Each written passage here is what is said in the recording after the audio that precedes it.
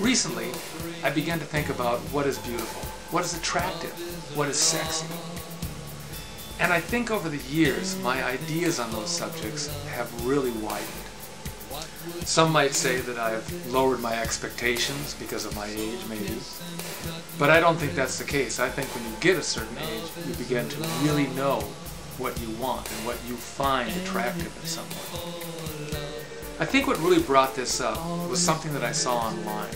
There's a blog that I read from time to time. Actually, I read a lot of it. And there was a post on that blog of these posters that were in a subway of Britney Spears and Christina Aguilera and you know, the high-gloss pop stars. And pasted over these posters, obviously done by someone else, was the Photoshop settings or the icons in Photoshop that would have produced these kinds of effects on their faces in order to make them unrealistically beautiful. And I thought that was really interesting. I decided to ask a couple of friends of mine who were in town recently, both of who work at a large chain store. One works at the corporate office and the other one works as a manager in one of their larger stores. And I wanted to get their opinion on how these types of advertising techniques affect sales and how they actually affect the people who are buying them. Interestingly enough, both of these guys are artists, and both of them are in a band called High on Stress in Minneapolis. And both of them have struggled with the marketing of a band in an industry where looks are very important. People that necessarily don't even like music may be buying CDs because they're attracted to whoever's on the cover versus if they like the actual songs on the CD.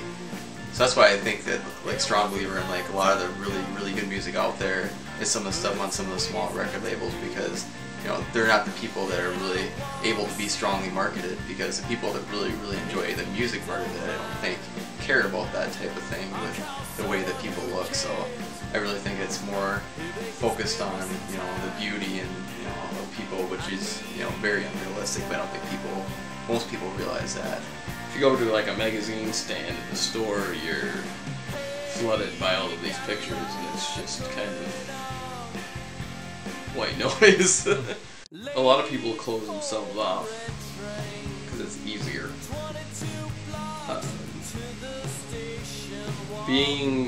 Keeping things in your own world, keeping things close, going with what you know, I think it's just easier than branching out and meeting new people or trying new situations, and depending on the day, I'm in the same mood. Now, of course, it's got to be very difficult to market something without having a spokesperson that's easy on the eyes.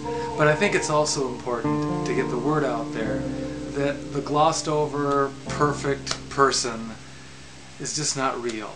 And sometimes reality is much more desirable.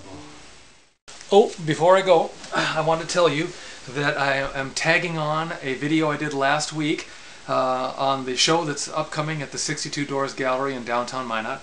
And it's all on motorcycles. It's going to be a lot of fun. I think it opens someplace around the 26th. I could be wrong about that.